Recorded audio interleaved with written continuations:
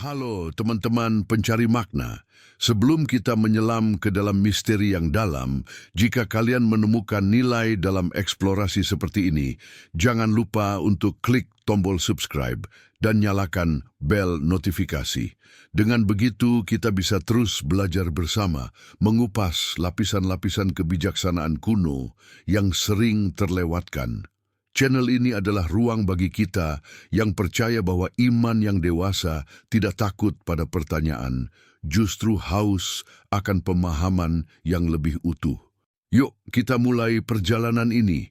Pernahkah terlintas dalam benakmu sebuah pertanyaan yang seolah berbisik pelan?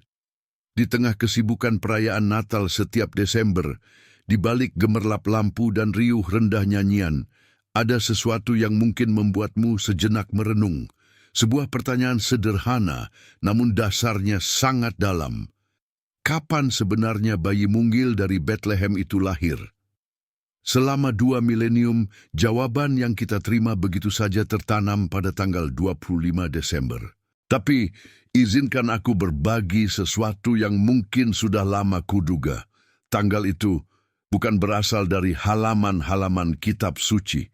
Ia datang dari dunia kuno, dari peradaban yang merayakan titik balik matahari musim dingin, ketika malam paling panjang dan hari paling pendek. Saat manusia kuno dengan penuh harap menyambut kelahiran kembali sang mentari, simbol kemenangan terang atas gelap.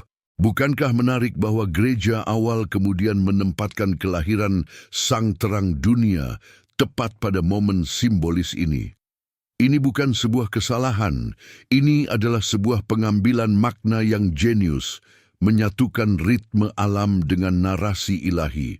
Tapi, disitulah letak teka-tekinya. Jika 25 Desember adalah lapisan simbolisnya, sebuah jembatan yang indah antara budaya lama dan kebenaran baru, lalu, di balik lapisan itu, kapan peristiwa sejarahnya benar-benar terjadi? Kapan Maria benar-benar merasakan kontraksi pertama dan Yusuf dengan panik mencari tempat? Kapan para gembala di padang mendengar kidung malaikat yang mengubah hidup mereka? Inilah yang akan kita telusuri bersama. Bukan untuk meruntuhkan imanmu, bukan. Justru sebaliknya, untuk mengakar lebih dalam. Karena mencari tahu tanggal historis bukan sekadar memuaskan rasa ingin tahu akademis. Ini adalah upaya untuk menyentuh realitas yang lebih utuh, untuk merasakan betapa kisah agung ini benar-benar menyentuh bumi dalam waktu dan tempat yang spesifik. Dan percayalah, jawabannya tidak hilang. Ia tidak tersembunyi di gulungan naskah Laut Mati yang tersembunyi, atau di ruang rahasia Vatikan. Jawabannya justru ada di tempat yang paling terang, dalam catatan kitab suci itu sendiri. Tersimpan rapi dalam detail-detail kecil yang kita lewatkan setiap kali membacanya. Detail yang hanya akan berbicara jika kita mau benar-benar mendengar. Dalam perjalanan ini, kita akan mengikuti 3 petunjuk. 3 bukti internal dari teks suci yang, ketika disatukan, akan membawa kita pada sebuah kesimpulan yang mengejutkan dan sekaligus sangat masuk akal. Petunjuk pertama datang dari para saksi mata pertama, para gembala. Namun, sebelum kita melangkah ke padang Bethlehem, aku ingin mengajakmu untuk membuka pikiran. Mungkin apa yang akan kita temui nanti akan terasa asing, bahkan sedikit mengganggu. Itu wajar. Itu adalah tanda bahwa pikiran kita sedang diperluas.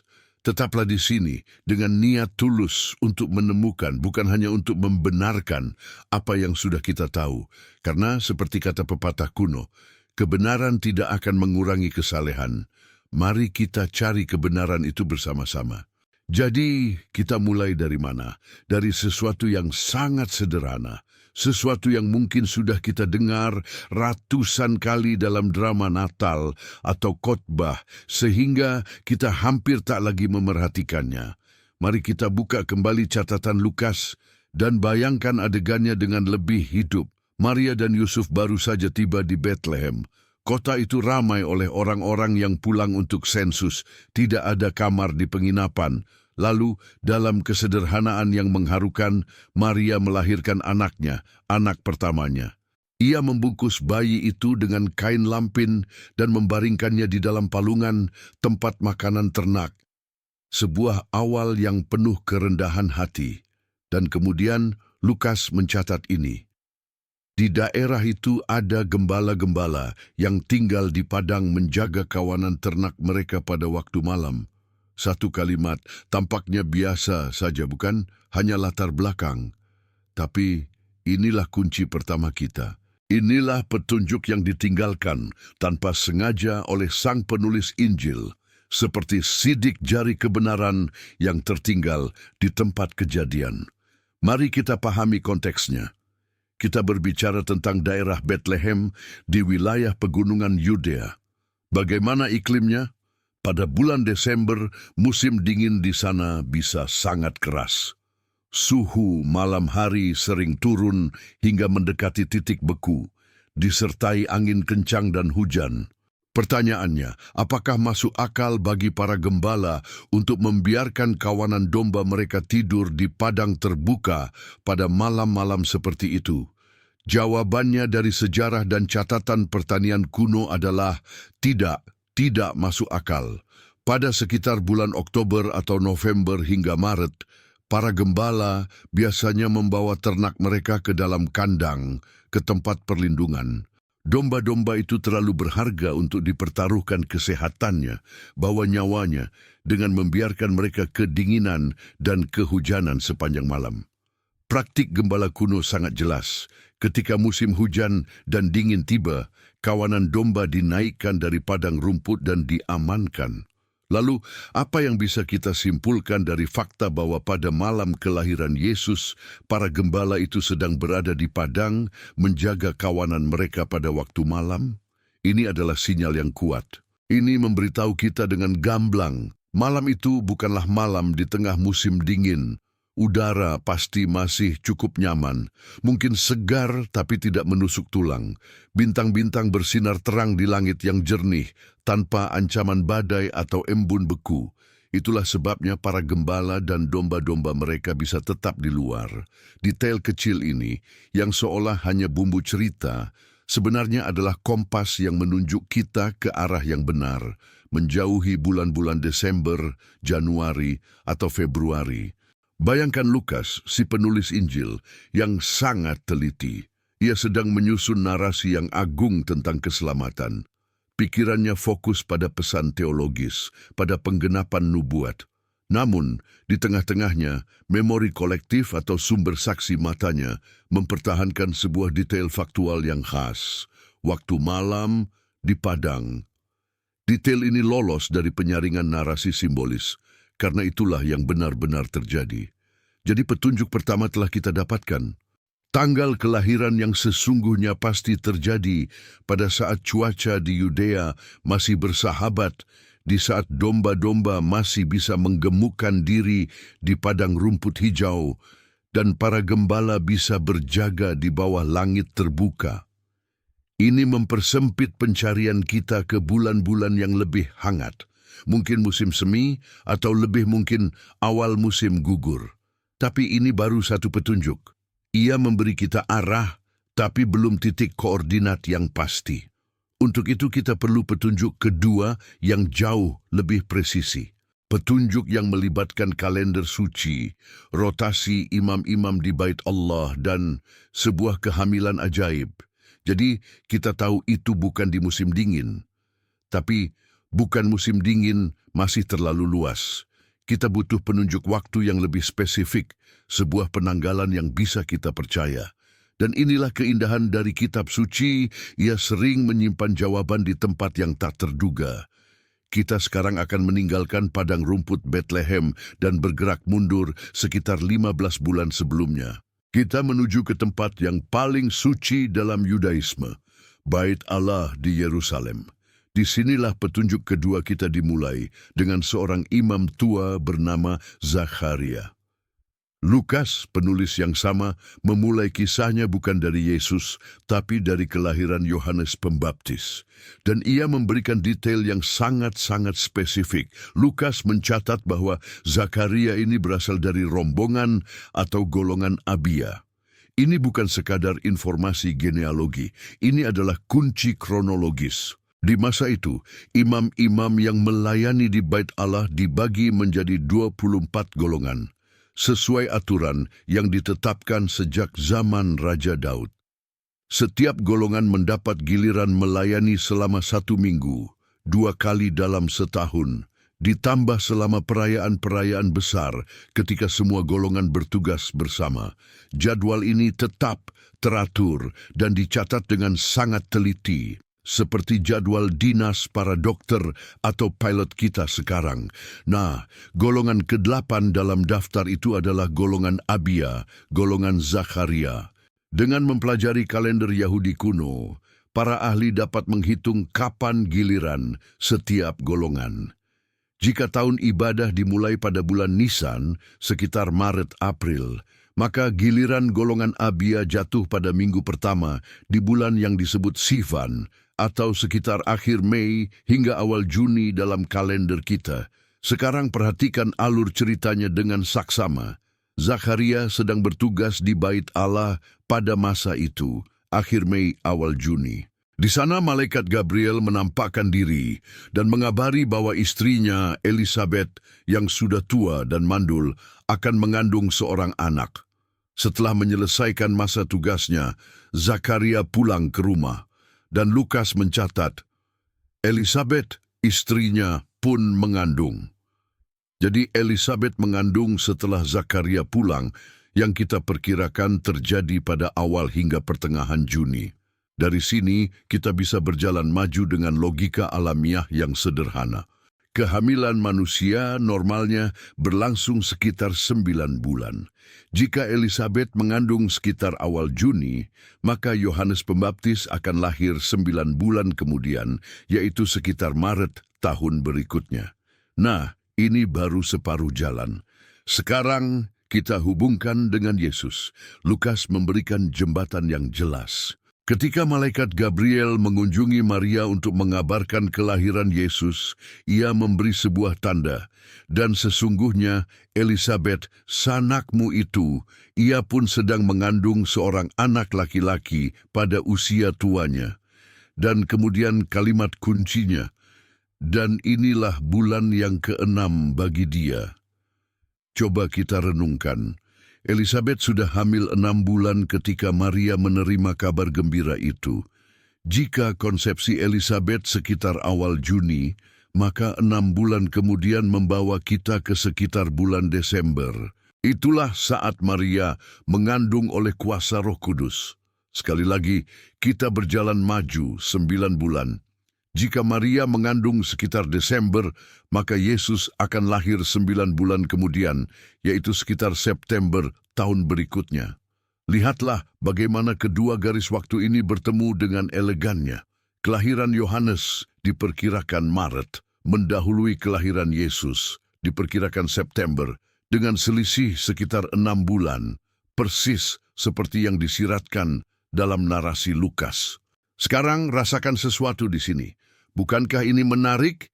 Petunjuk pertama, para gembala, membawa kita menjauhi musim dingin. Petunjuk kedua, kronologi Zakaria, membawa kita menuju akhir musim panas atau awal musim gugur, September. Keduanya mulai selaras, tapi mungkin ada keraguan di pikiranmu. Bukankah ini terlalu banyak berasumsi, terlalu banyak penghitungan? Itu wajar. Itulah sebabnya kita membutuhkan saksi ketiga. Sebuah bukti yang datang bukan dari bumi, bukan dari kalender keagamaan, tetapi dari langit itu sendiri. Karena pada malam yang istimewa itu, langit ternyata juga sedang menyampaikan pesannya. Pesan yang ditangkap oleh sekelompok orang bijak dari jauh. Jadi kita memiliki 2 garis bukti yang mulai bertemu di titik yang sama, awal musim gugur. Tapi ada satu saksi lain yang sering kita lukiskan dalam gambar Natal, namun jarang kita tanyai.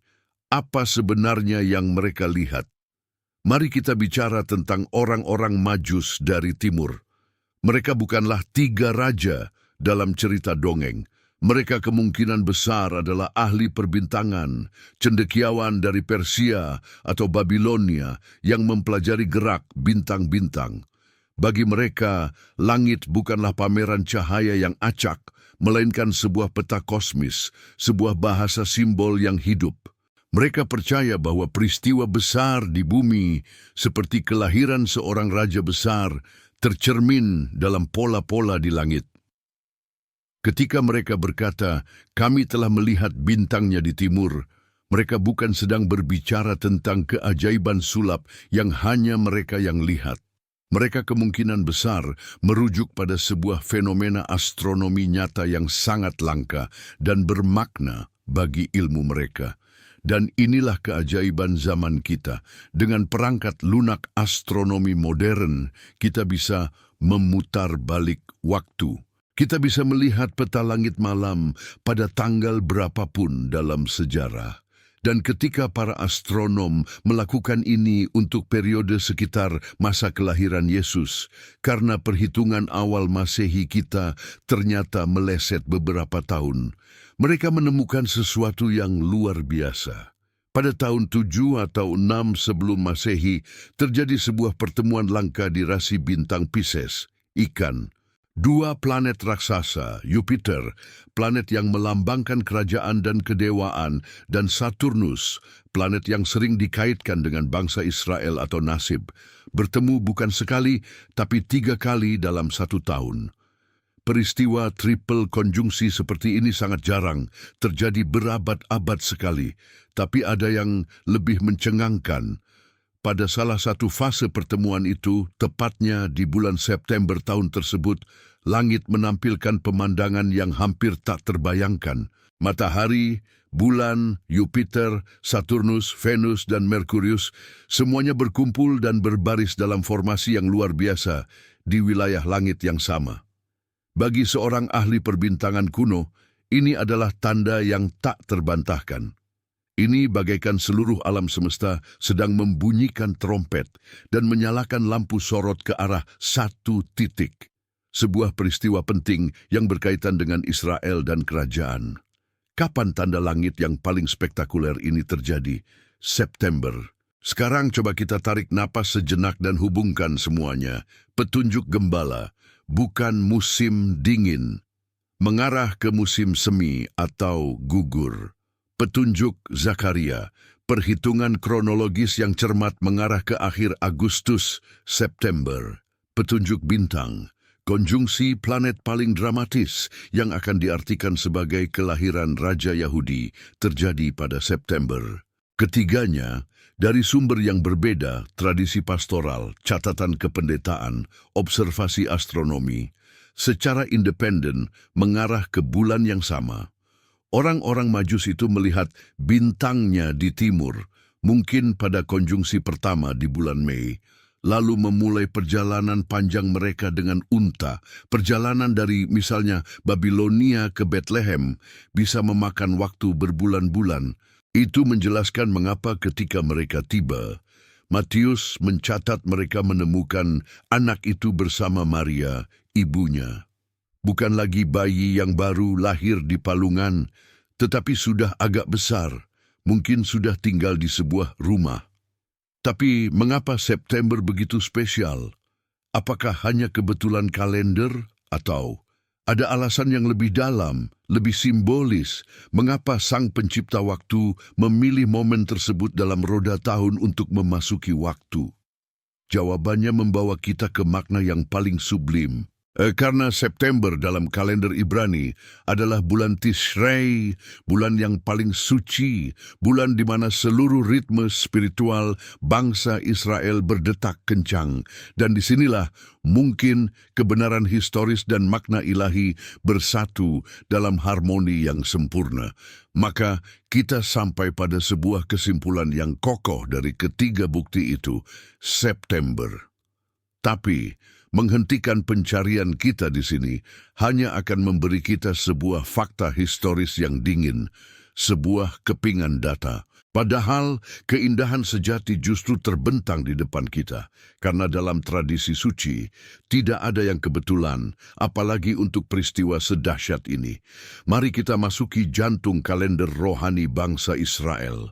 Bulan Tishrei yang jatuh sekitar September-Oktober bukan bulan biasa. Ini adalah bulan puncak, bulan yang di dalamnya terkandung 3 perayaan agung yang merangkum seluruh cerita hubungan antara Allah dan umatnya. Pertama, ada Rosh Hashanah, Tahun Baru Yahudi, yang juga disebut Hari Peniupan Serunai. Ini adalah perayaan penciptaan, awal yang baru, dan penegasan kedaulatan Tuhan sebagai Raja Alam Semesta. Lalu, 10 hari kemudian, datang Yom Kippur, Hari Pendamaian, hari yang paling kudus dan khidmat, di mana imam besar masuk ke tempat maha kudus untuk mengadakan pendamaian bagi dosa seluruh bangsa. Dan 5 hari setelahnya, Sukkot, perayaan Pondok Daun, dimulai. Selama 7 hari, umat tinggal di pondok-pondok darurat untuk mengingat dan merayakan bagaimana Tuhan berdiam bersama mereka di padang gurun, melindungi dan memelihara mereka. Nah, coba renungkan ini. Apa yang terjadi jika bayi Yesus benar-benar lahir di tengah-tengah rangkaian perayaan yang begitu syarat makna ini? Bayangkan metafora yang terungkap dengan sendirinya. Kelahirannya bersamaan dengan Rosh Hashanah, pengakuan bahwa Sang Raja sejati, Sang Firman yang ikut serta dalam penciptaan, kini datang untuk memulai suatu tahun atau era keselamatan yang baru. Kelahirannya hanya beberapa hari sebelum Yom Kippur, Hari Pendamaian. Bayi yang dibungkus kain lampin, di palungan itulah kelak yang akan menjadi imam besar agung, yang memasuki tempat kudus, bukan dengan darah domba, tetapi dengan darahnya sendiri, untuk pendamaian yang kekal. Dan yang paling menusuk hati, kelahirannya bertepatan dengan Sukkot, perayaan Tuhan berkemah di tengah umatnya. Yohanes dalam Injilnya menggunakan kata Yunani yang sangat spesifik untuk menggambarkan inkarnasi. Firman itu telah menjadi manusia dan berkemah, skeno, di antara kita. Ia memasang tendanya di antara kita. Yesus adalah Sukkot yang hidup, penggenapan dari simbol itu. Allah tidak lagi berdiam di dalam kemah suci atau bait dari batu, tetapi dalam daging dan darah manusia. Bukankah ini menggetarkan? Tanggal 25 Desember adalah simbol yang indah dan valid tentang terang yang datang dalam kegelapan. Tetapi, jika ia lahir di Tishrei, maka itu bukan hanya simbol yang indah, itu adalah penggenapan yang bernada. Itu seperti kunci yang pas sekali dengan lubangnya. Narasi sejarah menyatu dengan narasi simbol dalam sebuah harmoni yang tak terbantahkan. Ini menjawab pertanyaan, mengapa ini penting? Bukan agar kita memindahkan pohon Natal ke bulan September, tetapi agar kita bisa melihat dengan lebih jelas. Setiap detail dalam cerita Natal tiba-tiba mendapatkan resonansi yang lebih dalam. Palungan, tempat makan ternak, menjadi lebih bermakna. Di Sukkot, umat juga meninggalkan rumah yang nyaman untuk tinggal di pondok yang sederhana. Sang roti hidup datang ke dunia dan langsung dibaringkan di tempat makan. Kunjungan para gembala menjadi lebih kontekstual. Mereka mungkin sedang berada di padang dekat Bethlehem, tepatnya untuk menyediakan domba-domba yang akan digunakan dalam perayaan Sukkot di Yerusalem yang tak jauh dari sana. Dengan memahami ini, Natal tidak menjadi kurang ajaib. Justru, ia menjadi lebih kaya, lebih akar, dan lebih terhubung dengan rencana Allah yang sudah dirancang sejak awal dalam Taurat dan kitab para nabi. Iman kita tidak menjadi lebih sempit, tetapi lebih luas dan mendalam, berlabuh pada realitas sejarah dan simbol yang menyatu. Lalu jika semua bukti ini begitu kuat, mengapa gereja awal akhirnya memilih tanggal 25 Desember? Dan yang lebih penting, apa arti semua penemuan ini bagi iman pribadi kita hari ini? Jadi, disinilah kita berdiri. Dengan hati yang mungkin penuh decak kagum dan pikiran yang aktif bekerja, kita telah menyusun 3 petunjuk yang mengarah pada satu kemungkinan sejarah. Yesus mungkin lahir pada bulan September yang kudus, bukan di tengah salju Desember. Lalu, apa sekarang? Apakah penemuan ini mengubah sesuatu? Mari kita hadapi pertanyaan yang mungkin menggelitik itu. Jika selama 1700 tahun lebih kita merayakan tanggal yang salah, apakah perayaan kita sia-sia? Jawabannya dengan tegas adalah tidak. Sama sekali tidak. Perayaan Natal di tanggal 25 Desember telah menjadi wadah yang sangat berharga. Ia telah menampung doa, sukacita, kasih keluarga, dan pertobatan jutaan hati selama berabad-abad. Nilai spiritual itu nyata dan tak terbantahkan. Gereja awal dengan bijaksana melihat bahwa di tengah budaya Romawi yang merayakan kelahiran kembali matahari, Sol Invictus, pada titik balik musim dingin ada sebuah peluang. Mereka menawarkan makna yang lebih dalam, terang sejati yang tak pernah padam telah datang ke dunia. Itu adalah sebuah langkah kontekstualisasi yang brilian.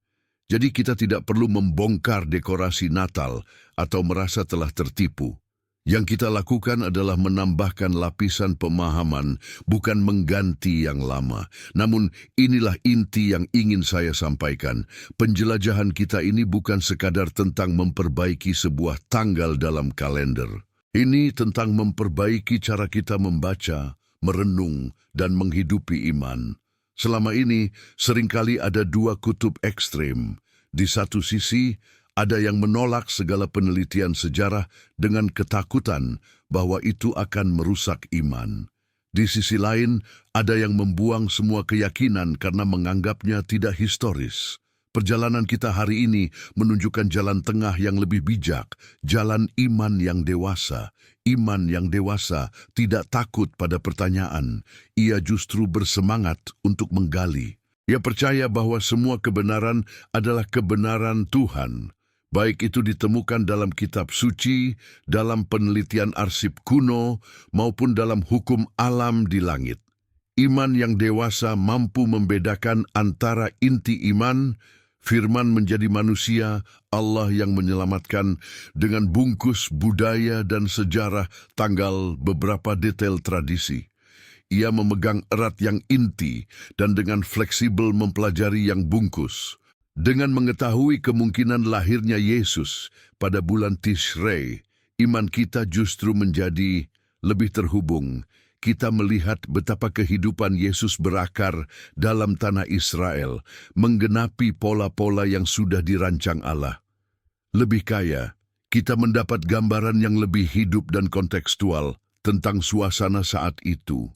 Padang rumput yang masih hijau, para peziarah yang memadati jalan ke Yerusalem untuk beribadah. Lebih pribadi, iman ini bukan lagi sesuatu yang kita terima begitu saja, tetapi sesuatu yang kita teliti, verifikasi, dan hidupi dengan kesadaran penuh. Ia menjadi milik kita sendiri.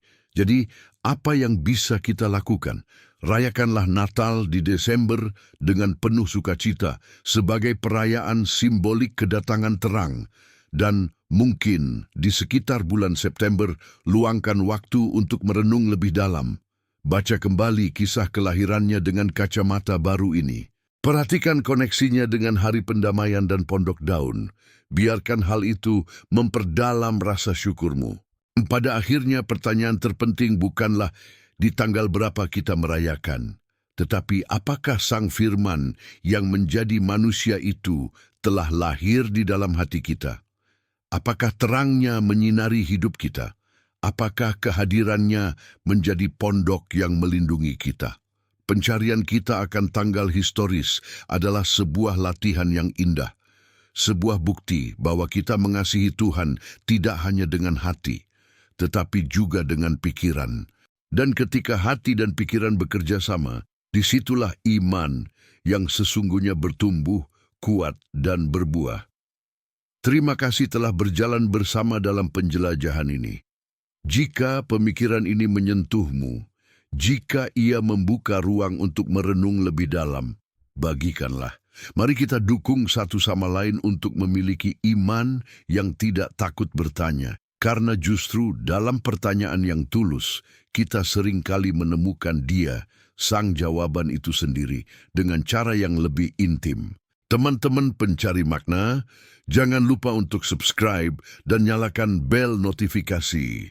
Masih banyak lapisan lain dari kebenaran kuno yang menunggu untuk kita kupas bersama. Sampai jumpa dalam eksplorasi berikutnya. Salam damai dan semangat mencari.